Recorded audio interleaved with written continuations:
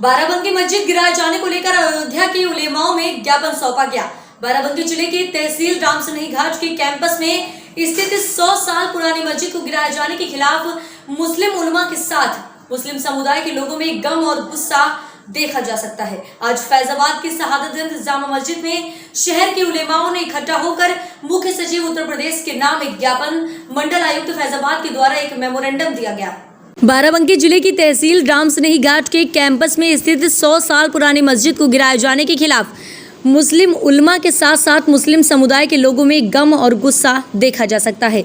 आज फैजाबाद के शहादतगंज जामा मस्जिद में शहर के उलेमाओं ने इकट्ठा होकर मुख्य सचिव उत्तर प्रदेश सरकार के नाम एक ज्ञापन मंडल आयुक्त फैजाबाद के द्वारा एक मेमोरेंडम दिया गया।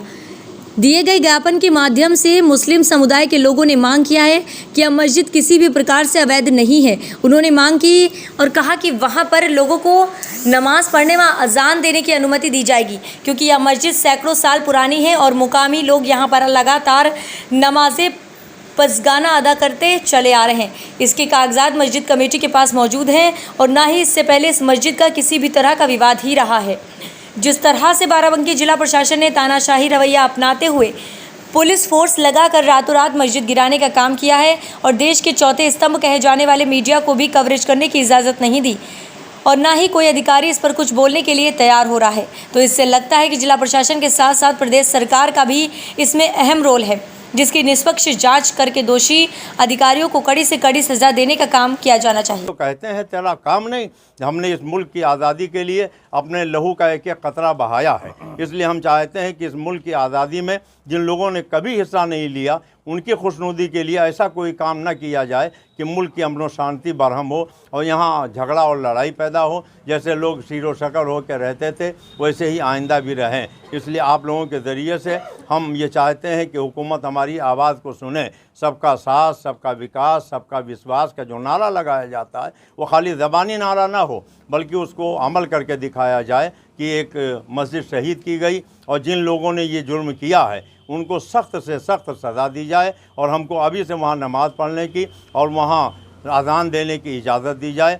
इस शहर फैज़ाबाद के काजी हज़रत मौलाना मुफ्ती शमसुल क़मर साहब यहाँ तशरीफ़ फरमा। मौलाना अब्दुल मुस्तफ़ा काजी शहर बाराबंकी। रामसनेही घाट बाराबंकी में एक हमारी 100 साला कदीमी मस्जिद, बल्कि उससे ज़ायद ज़माने से 100 साल से उसमें नमाज़ पढ़ी जा रही थी, लोग जा रहे थे, आ रहे थे, तहसील परिसर में थी वो, और उसी वक्त से 1959 से ही वो औकाफ़ में दर्ज भी है। उसकी बिजली की बिल और सारी खसरा खतौनी भी मौजूद है।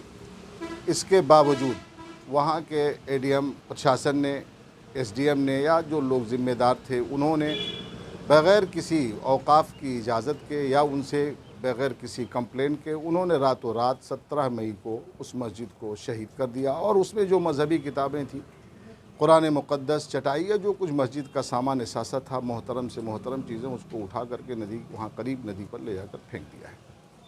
और ये नहायत मुजरिमाना कार्रवाई है। इससे पूरे मुल्क, भारत के नहीं बल्कि जहाँ जहाँ भी उर्दू बोलने वाले लोग हैं, जहाँ जहाँ तक ये ख़बर पहुँच रही, नहायत रंजीदा है।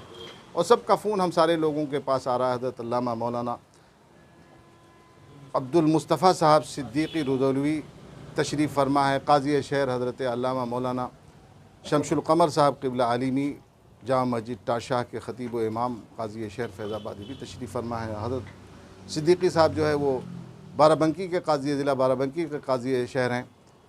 सारे लोगों के पास ये पूछा जा रहा है कि आखिर हो क्या रहा है। हम लोगों के समझ में नहीं आता कि जब हाई कोर्ट का ये ऑर्डर मौजूद था कि इस कोविड पीरियड में जब नदियों के किनारे लाशें मिल रही हैं, लोग अपना अंतिम संस्कार नहीं कर पा रहे हैं, स्पष्ट ऑर्डर मौजूद है कि आप किसी तरह की कोई बिल्डिंग ध्वस्त नहीं कर सकते हैं 31 मई तक। आखिर क्या ज़रूरत थी 100 साल पुरानी मस्जिद को हाई कोर्ट के इस आर्डर के बाद ध्वस्त करने की? वो भी हाई कोर्ट का आर्डर ये है कि अगर किसी बिल्डिंग के ध्वस्त करने का आदेश पहले से ही मौजूद हो तो उसको भी कलआदम माना जाए, यानी वो ऑर्डर भी पालन नहीं किया जाएगा।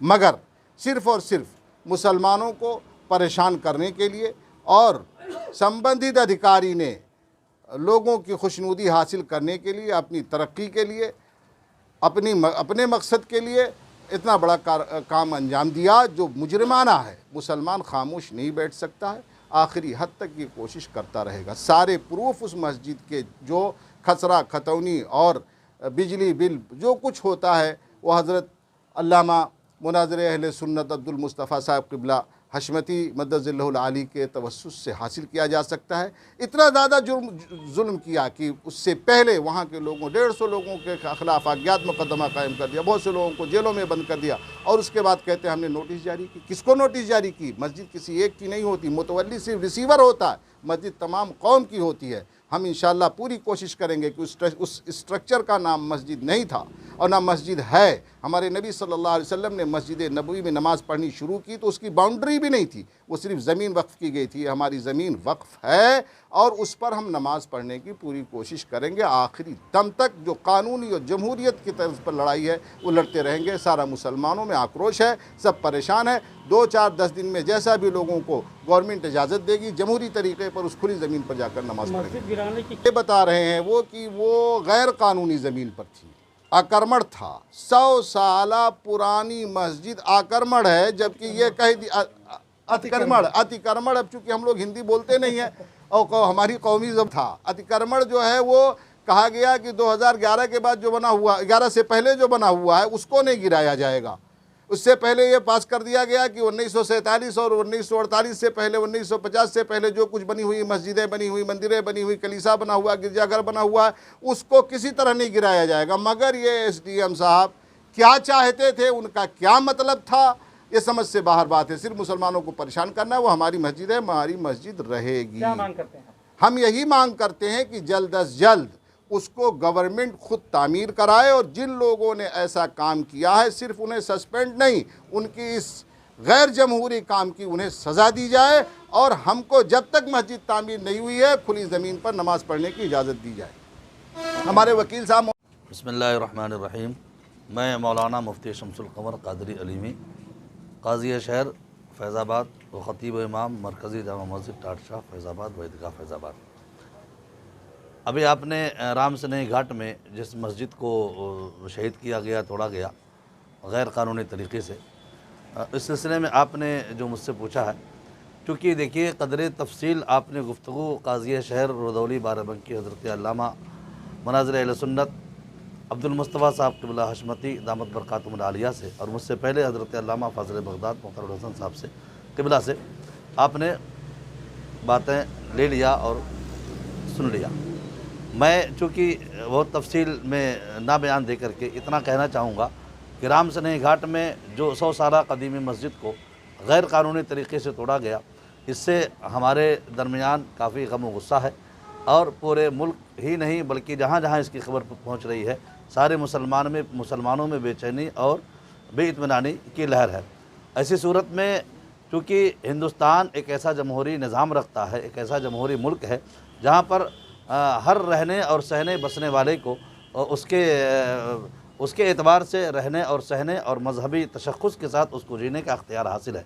ऐसी सूरत में अगर हमारी मस्जिद की बेहुरमती करते हुए मस्जिद के अंदर कुरान अज़ीम मौजूद है, मजहबी किताब है जो सबसे आला और अज़ीम किताब है, उसकी बेहुरमती करके नदी नाले में डाल देना और मस्जिद को तोड़ करके उसके मलबे को नदी नाले के हवाले कर देना यकीनन हमारे लिए बाअसे तशवीश और बेचैनी का सामान है।